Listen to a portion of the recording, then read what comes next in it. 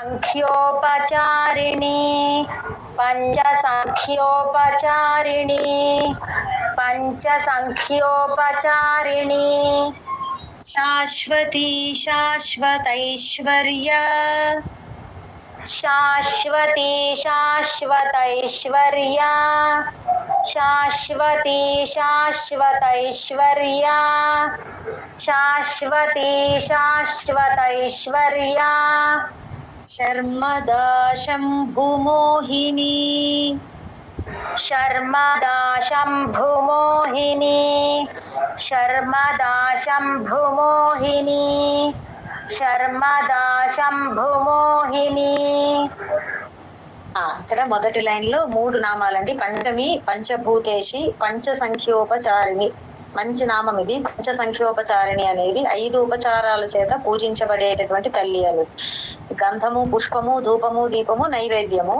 మామూలుగా కూడా అందుకే అమ్మవారికి మనం ఏదైనా 5 తాంబూలాలని లేకపోతే 5 పళ్ళని 5 రకాలుగా ఉపచారాలతో అమ్మవారికి పూజిస్తే అమ్మవారికి ప్రీతి అని.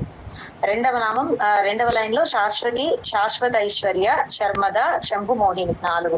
శర్మద అంటే భక్తులకి శాంతి సుఖము ప్రసాదించేటటువంటి తల్లి అని.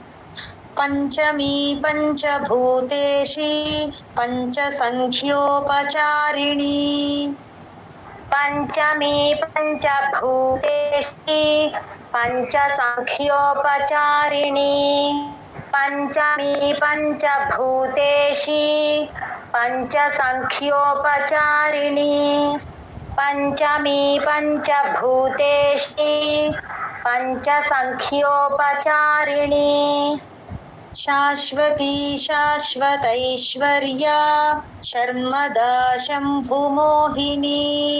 అందరూ మహాప్రాణాలు చూసుకోండి. शाश्वती शाश्वतैश्वर्या शर्मदा शंभुमोहिनी शाश्वती शाश्वतैश्वर्या शर्मदा शंभुमोहिनी शाश्वती शाश्वतैश्वर्या शर्मदा शंभुमोहिनी पंचमी पंचभूतेषि पंचसंख्योपचारिणी शाश्वती शाश्वतैश्वर्या शर्मदा शंभुमोहिनी पंचमी पंचभूतेषि पंचसंख्योपचारिणी शाश्वती शाश्वतैश्वर्या शर्मदा शंभुमोहिनी पंचमी पंचभूतेषि पंचसंख्योपचारिणी शाश्वती शाश्वतैश्वर्या शर्मदा शंभुमोहिनी पंचमी पंचभूतेषि पंचसंख्योपचारिणी शाश्वती शाश्वतैश्वर्या शर्मदा शंभुमोहिनी पंचमी पंचभूतेषि पंचसंख्योपचारिणी शाश्वती शाश्वतैश्वर्या शर्मदा शंभुमोहिनी पंचमी पंचभूतेषि पंचसंख्योपचारिणी शाश्वती शाश्वतैश्वर्या शर्मदा शंभुमोहिनी पंचमी पंचभूतेषि पंचसंख्योपचारिणी शाश्वती शाश्वतैश्वर्या शर्मदा शंभुमोहिनी जय गुरुदत्त धराधर सुता धन्या धराधर सुता धन्या धराधर सुता धन्या धराधर सुता धन्या धर्मिणी धर्मवर्धिनी धर्मिणी धर्मवर्धिनी धर्मिणी धर्मवर्धिनी धर्मिणी धर्मवर्धिनी లోకాతీతా గుణాతీతా లోకాతీతా గుణాతీతా లోకాతీతా గుణాతీతా లోకాతీతా గుణాతీతా సర్వాతీతా శమాత్మికా సర్వాతీతా శమాత్మికా సర్వాతీతా శమాత్మికా సర్వాతీతా శమాత్మికా ధరాధర సుతా ధన్యా ధర్మిణి ధర్మవర్ధిని. 5 నామాలండి ఇవి. ధరసుత ధన్య ధర్మిణి ధర్మవర్ధిని. ధరాధర సుతా ధన్యా ధర్మిణి ధర్మవర్ధిని ధరాధర సుతా ధన్యా ధర్మిణి ధర్మవర్ధిని ధరాధర సుతా ధన్యా ధర్మిణి ధర్మవర్ధిని లోకాతీతా గుణాతీతా సర్వాతీతా శమాత్మికా. 4 నామాలండి.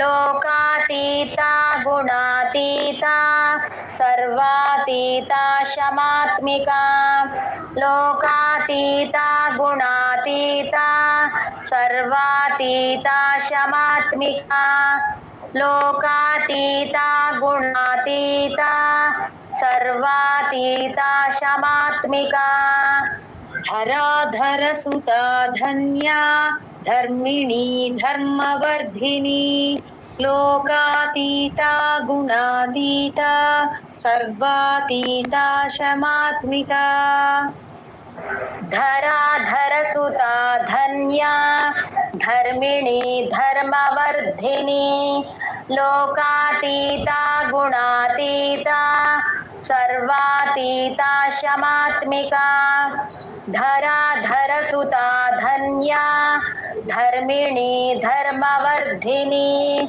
లోకాతీతా గుణాతీతా సర్వాతీతా శమాత్మికా ధరాధర సుతా ధన్యా ధర్మిణి ధర్మవర్ధిని లోకాతీతా గుణాతీతా సర్వాతీతా శమాత్మికా ధరాధర సుతా ధన్యా ధర్మిణి ధర్మవర్ధిని లోకాతీతా గుణాతీతా సర్వాతీతా శమాత్మికా ధరాధర సుతా ధన్యా ధర్మిణి ధర్మవర్ధిని లోకాతీతా గుణాతీతా సర్వాతీతా శమాత్మికా ధరాధర సుతా ధన్యా ధర్మిణి ధర్మవర్ధిని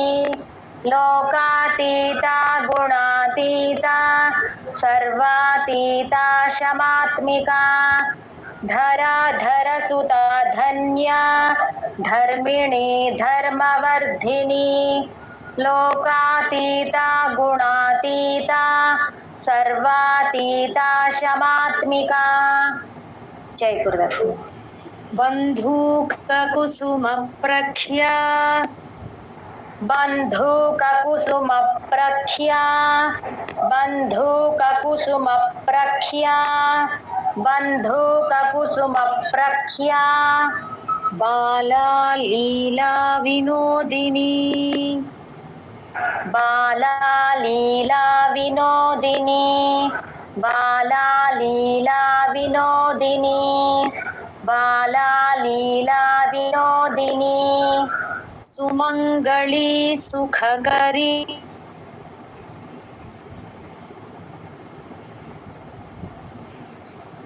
సుఖకరి సుమంగళి సుఖకరి సువేషాఢ్యా సువాసిని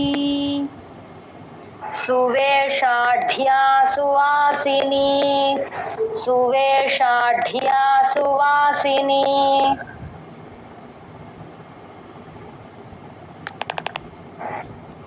ఈ శ్లోకంలో మొదటి లైన్ లో 3 నామాలండి. బంధూక కుసుమ ప్రఖ్య, బంధూక పుష్పములు కాంతి ఎర్రని కాంతిట అటువంటి కాంతి గల తల్లి అని. బాలా స్వరూపము. లీలా వినోదిని అంటే ఈ బ్రహ్మాండాలని సృష్టించడమే అమ్మవారికి లీల. అటువంటి లీల యందు అమ్మవారికి వినోదంగా ఉంటుందిట.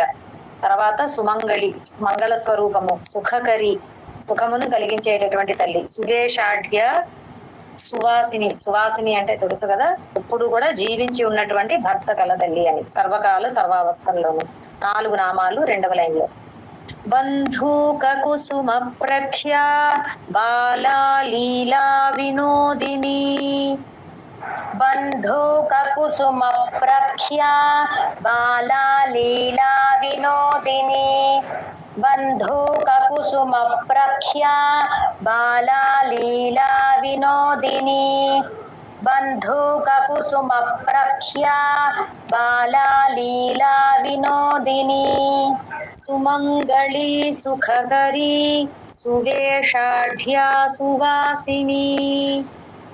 సుమంగళి సుఖకరి సువేషాఢ్యా సువాసిని.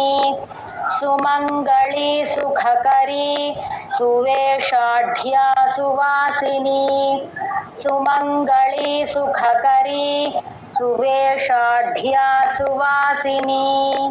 బంధూక కుసుమ ప్రఖ్యా బాలా లీలా వినోదిని. సుమంగళి సుఖకరి సువేషాఢ్యా సువాసిని. బంధూక కుసుమ ప్రఖ్యా బాలా లీలా వినోదిని.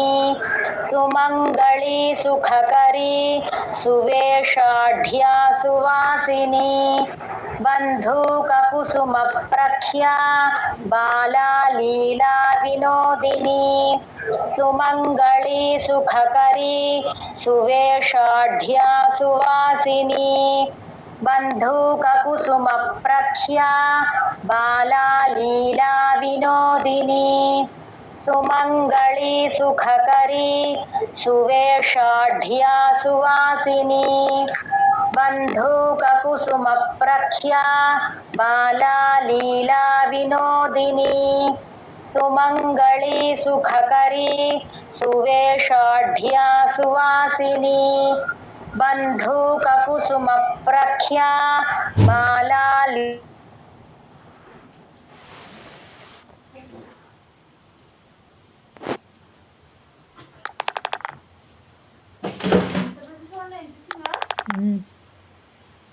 లీలా వినోదిని.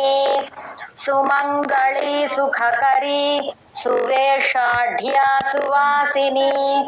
బంధూక కుసుమ ప్రఖ్యా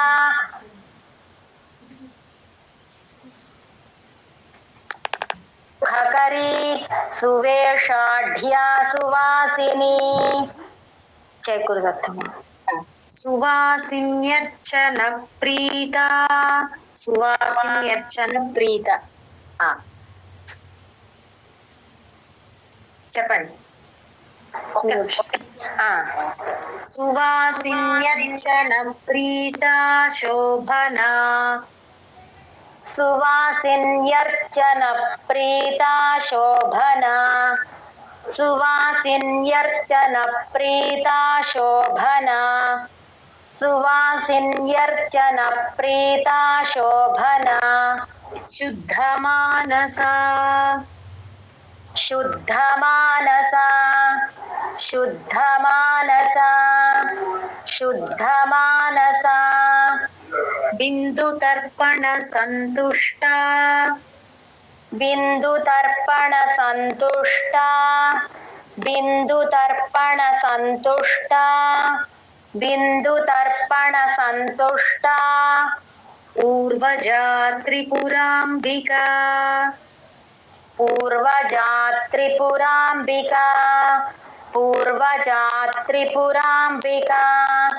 పూర్వజా త్రిపురాంబికా. ఈ శ్లోకంలో 6 నామాలు, ఒక్కొక్క లైన్ లో 3 అండి. సువాసిని అర్చన ప్రీత ఒకటి, శోభన ఒకటి, శుద్ధ మానస.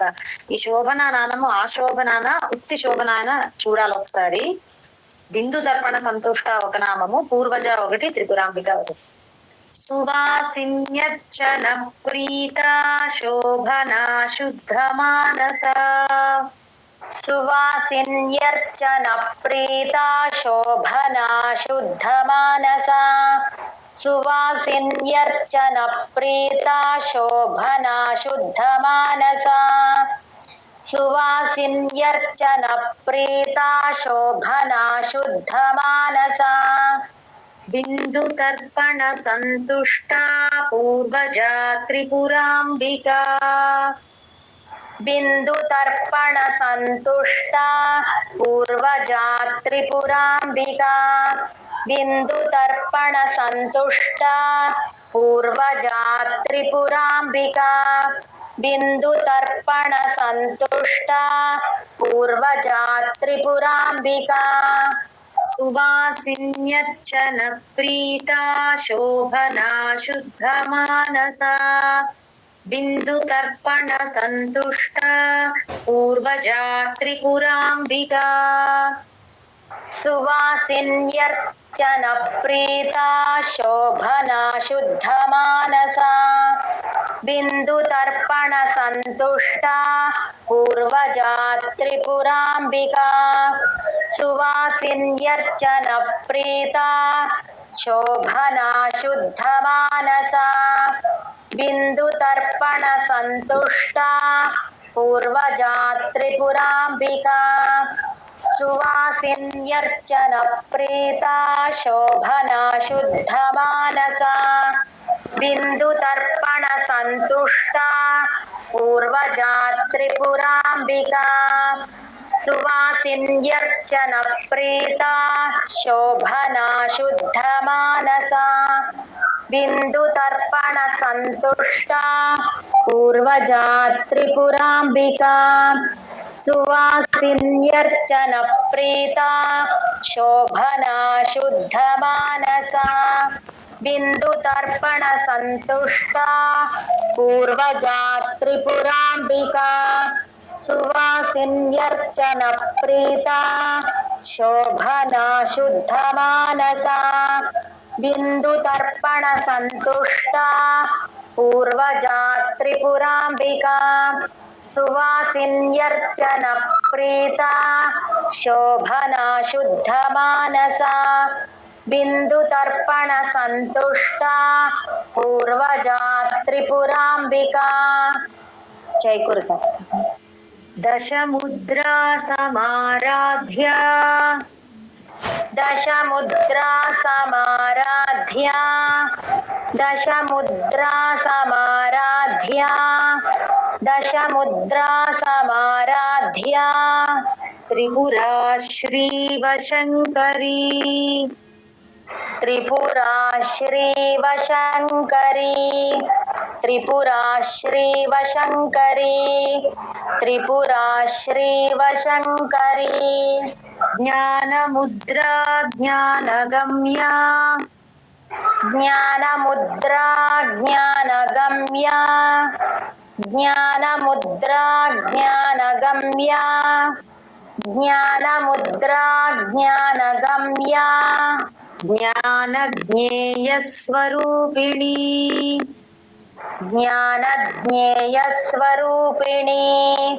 జ్ఞానజ్ఞేయస్వరూపిణీ జ్ఞానజ్ఞేయస్వరూపిణీ.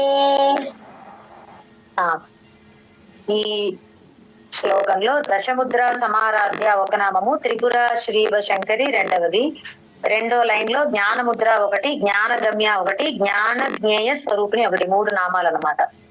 దశముద్రా సమారాధ్య త్రిపురా శ్రీవశంకరీ దశముద్రా సమారాధ్య త్రిపురా శ్రీవశంకరీ దశముద్రా సమారాధ్య త్రిపురా శ్రీవశంకరీ దశముద్రా సమారాధ్య త్రిపురా శ్రీవశంకరీ జ్ఞానముద్రా జ్ఞానగమ్య జ్ఞానజ్ఞేయ స్వరూపిణీ ज्ञानमुद्रा ज्ञानगम्या ज्ञानज्ञेयस्वरूपिणी ज्ञानमुद्रा ज्ञानगम्या ज्ञानज्ञेयस्वरूपिणी ज्ञानमुद्रा ज्ञानगम्या ज्ञानज्ञेयस्वरूपिणी दशमुद्रा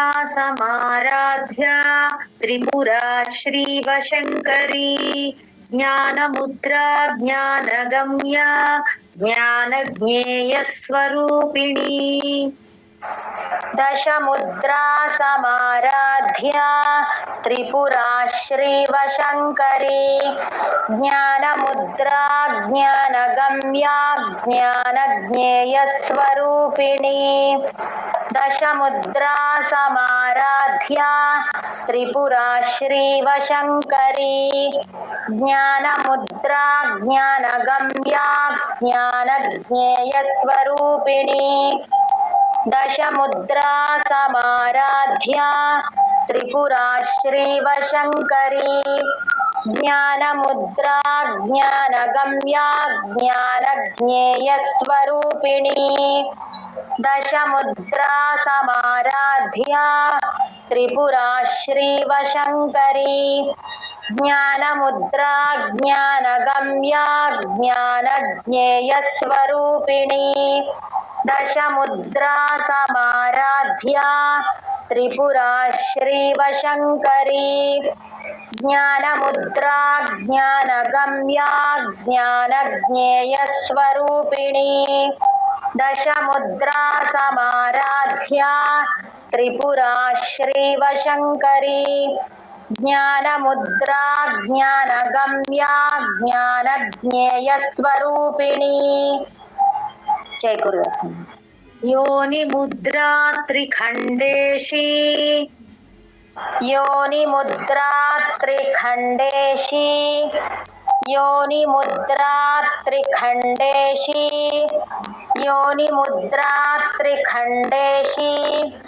त्रिगुणाम्बा त्रिकोणगा त्रिगुणाम्बा त्रिकोणगा त्रिगुणाम्बा त्रिकोणगा त्रिगुणाम्बा त्रिकोणगा अनघाद्भुत चारित्र अनघाद्भुत चारित्र अनघाद्भुत चारित्र अनघाद्भुत चारित्र वाञ्छितार्थप्रदायिनी महाप्राणाలు చూసుకోండి వాంఛితార్థ वाञ्छितार्थप्रदायिनी वाञ्छितार्थप्रदायिनी वाञ्छितार्थप्रदायिनी ఈ శ్లోకంలో మొదటి లైన్ లో యోని ముద్ర ఒక నామము త్రిఖండేశి త్రిగుణ అంబ త్రిగుణ అంటే 3 గుణములు అంబ అంటే అమ్మ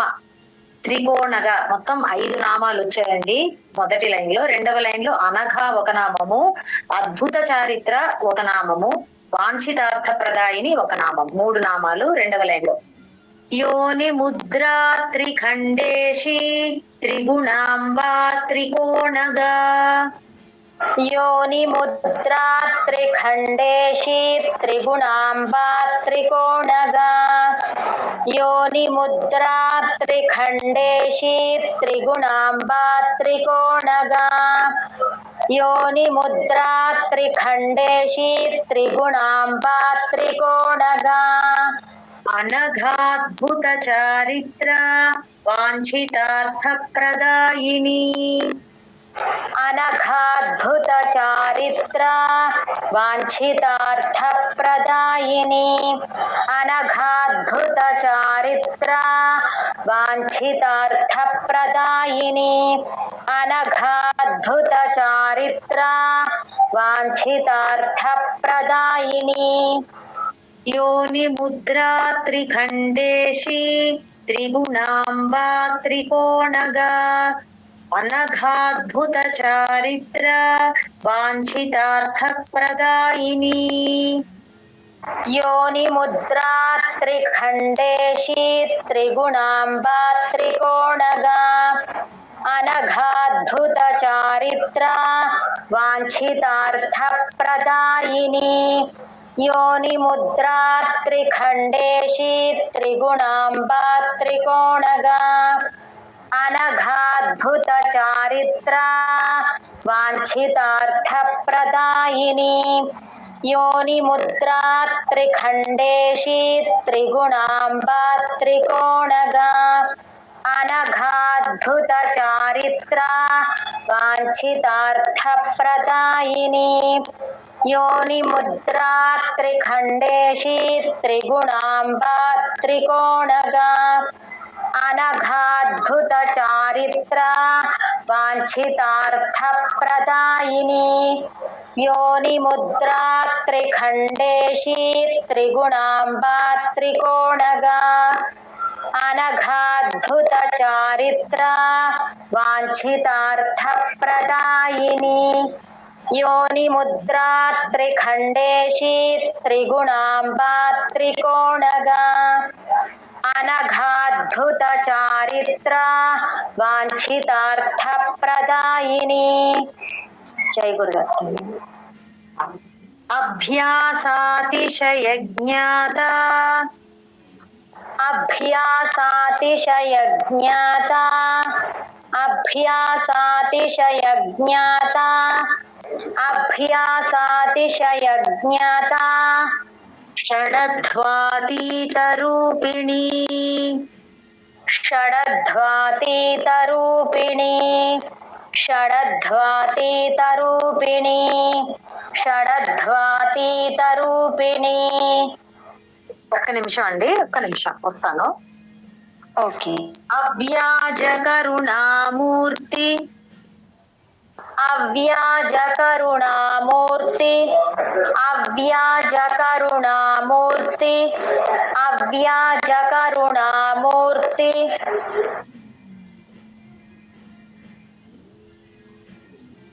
అజ్ఞానధ్వాంత దీపిక. ఇది కలిపినప్పుడు రా వస్తుంది. ఇప్పుడు విడగొట్టాం కాబట్టి అజ్ఞానధ్వాంత దీపిక అని చెప్తున్నానండి. అయ్యాక ఒక్క నిమిషం ఉండండి, నేను మళ్ళీ వస్తాను. అజ్ఞానధ్వాంత దీపిక అజ్ఞానధ్వాంత దీపిక అజ్ఞానధ్వాంత దీపిక.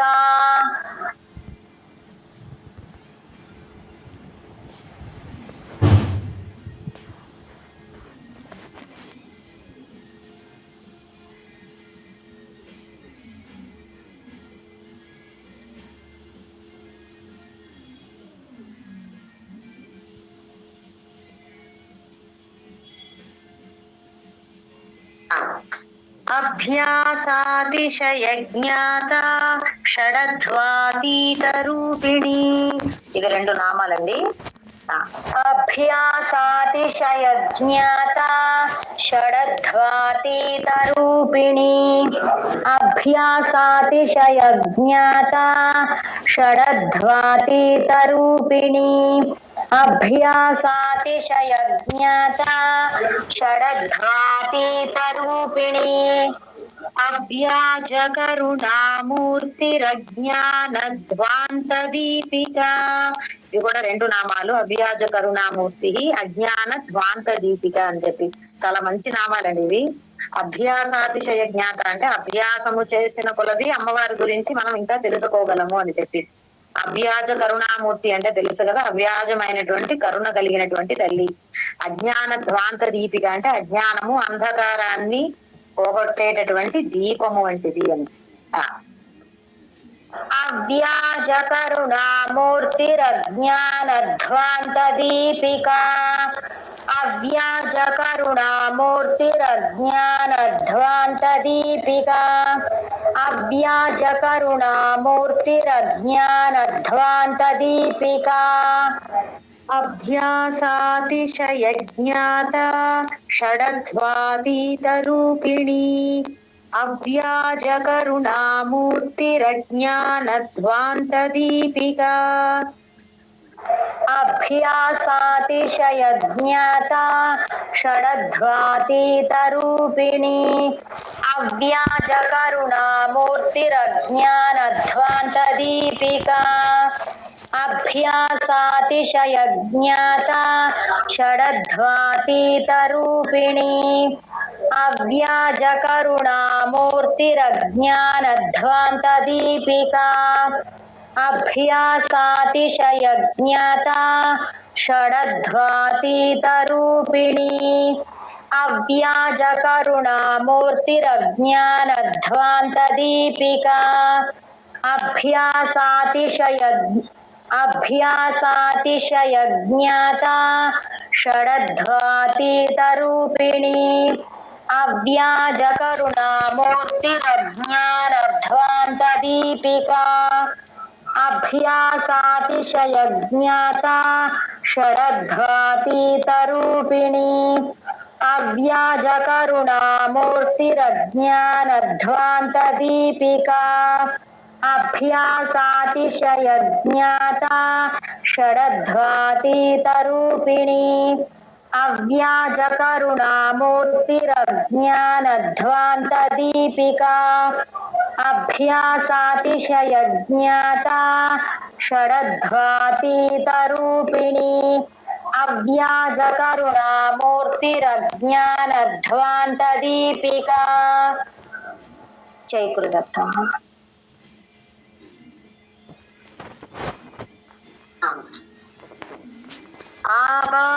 आबालगोपविदिता आबालगोपविदिता आबालगोपविदिता आबालगोपविदिता सर्वानुल्लङ्घ्य शासना सर्वानुल्लङ्घ्य शासना सर्वानुल्लङ्घ्य शासना सर्वानुल्लङ्घ्य शासना श्रीचक्रराजनिलया श्रीचक्रराजनिलया श्रीचक्रराजनिलया श्रीचक्रराजनिलया श्रीमत्त्रिपुरसुन्दरी श्रीमत्त्रिपुरसुन्दरी श्रीमत्त्रिपुरसुन्दरी श्रीमत्त्रिपुरसुन्दरी 4 నామాలండి. ఆబాల గోప విదిత ఒక నామము, సర్వానుల్లంఘ్య శాసన ఒక నామము. ఎవరు కూడా అతిక్రమించడానికి వీలు లేనటువంటి శాసనము కలిగినటువంటి తల్లి అని. దీనికి ఇంకొక రకంగా కూడా అర్థం చెప్పచ్చేమో, నేను చాలా సులువుగా చెప్తున్నాను. శ్రీచక్ర రాజనిలయ, శ్రీచక్రము నివాసముగా కలిగిన తల్లి అని. శ్రీమత్ త్రిపుర సుందరి అంటే మహా త్రిపుర సుందరి, త్రిపురాంతకుడు పరమశివుడు కాబట్టి ఆయన భార్య త్రిపుర సుందరి. ఇంకా చాలా అర్థాలు ఉంటాయి దీనికి, ఇంతవరకు చాలు. 4 నామాలండి ఇది. ఆబాల గోప విదిత సర్వానుల్లంఘ్య శాసన. అఘ మహాప్రాణం, ఉల్లంఘ్య అనాలి. ఆబాల గోప విదిత సర్వానుల్లంఘ్య శాసన. ఆబాల గోప విదిత సర్వానుల్లంఘ్య శాసన. ఆబాల గోప విదిత సర్వానుల్లంఘ్య శాసన. శ్రీచక్రరాజనిలయ శ్రీమత్త్రిపుర సుందరి. శ్రీచక్రరాజనిలయ శ్రీమత్త్రిపుర సుందరి. శ్రీచక్రరాజనిలయ శ్రీమత్త్రిపుర సుందరి. శ్రీచక్రరాజనిలయ శ్రీమత్త్రిపుర సుందరి. ఆబాల గోప విదిత సర్వానుల్లంఘ్య శాసన. శ్రీచక్రరాజనిలయ శ్రీమత్త్రిపుర సుందరి. ఆబాల గోప విదిత సర్వానుల్లంఘ్య శాసన.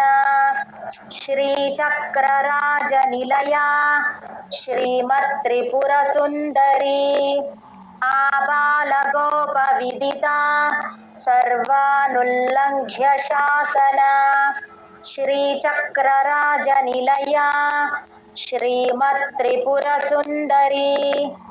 ఆబాల గోప విదిత సర్వానుల్లంఘ్య శాసన. శ్రీచక్రరాజనిలయ श्रीचक्रराजनिलया श्रीमत्त्रिपुरसुन्दरी आबालगोपविदिता सर्वानुल्लङ्घ्य शासना श्रीचक्रराजनिलया श्रीमत्त्रिपुरसुन्दरी आबालगोपविदिता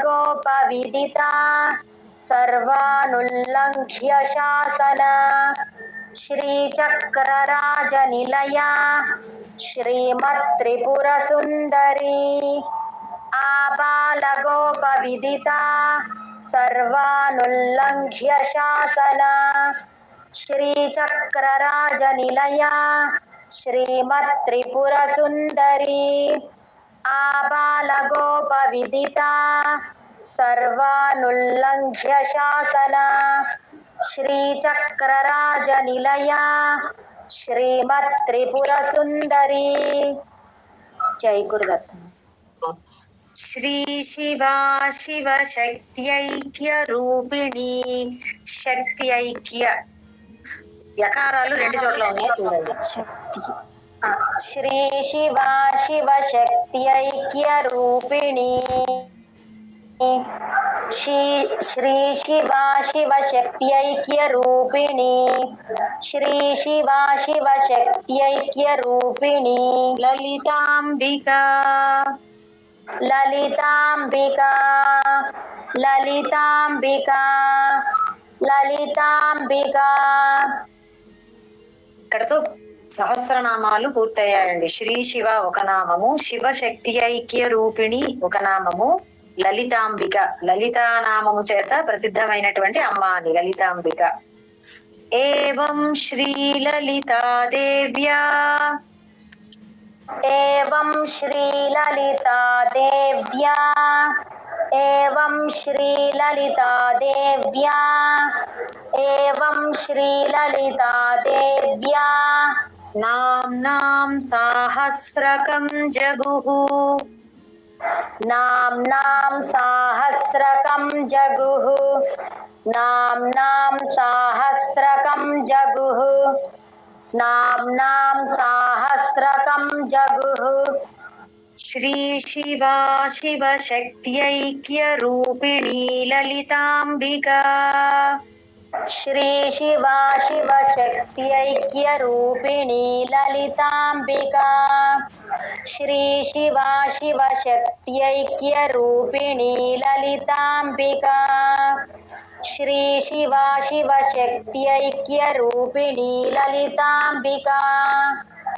एवं श्री ललिता देव्या नाम्नां साहस्रकं जगुः एवं श्रीललिता देव्या नाम्नां साहस्रकं जगुः एवं श्रीललिता देव्या नाम्नां साहस्रकं जगुः एवं श्रीललिता देव्या नाम्नां साहस्रकं जगुः। श्री शिवा शिवशक्त्यैक्य रूपिणी ललितांबिका ఇవి మూడు నామాలు చెప్పాను కదా ఇందాక. ఏవం శ్రీ లలితా దేవ్యా నామ్నాం సాహస్రకం జగుః श्री शिवा शिव शक्त्यैक्य रूपिणी ललितांबिका एवं श्रीललिता देव्या नाम्नां साहस्रकं जगुः श्री शिवा शिव शक्त्यैक्य रूपिणी ललितांबिका एवं श्रीललिता देव्या नाम्नां साहस्रकं जगुः श्री शिवा शिव शक्त्यैक्य रूपिणी ललितांबिका एवं श्रीललिता देव्या नाम्नां साहस्रकं जगुः श्री शिवा शिव शक्त्यैक्य रूपिणी ललितांबिका एवं श्रीललिता देव्या नाम्नां साहस्रकं जगुः श्री शिवा शिव शक्त्यैक्य रूपिणी ललितांबिका एवं श्रीललिता देव्या नाम्नां साहस्रकं जगुः श्री शिवा शिवशक्त्यैक्यरूपिणी ललिताम्बिका एवं श्रीललिता देव्या नाम्नां साहस्रकं जगुः श्री शिवा शिवशक्त्यैक्यरूपिणी ललिताम्बिका एवं श्रीललिता देव्या नाम्नां साहस्रकं जगुः। जय गुरुदेव। इति श्री ब्रह्मांड पुराणे उत्तरखंडे श्री हयग्रीवागस्त्य संवादे హయగ్రీవ అగస్త్య మహర్షి మధ్యన సంవాద రూపంగా ఈ లలితా సహస్రనామం వచ్చిందండి. అగస్త్య అన్న మాట క్లియర్ గా చెప్పాలి అని అక్కడ చెప్తున్నాం.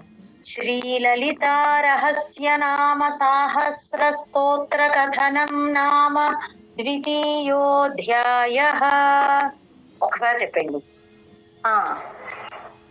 इति श्री ब्रह्मांड पुराणे उत्तरखंडे श्री हयग्रीवागस्त्य संवादे श्री ललिता रहस्य नाम सहस्र स्तोत्र कथनं संपूर्णम्.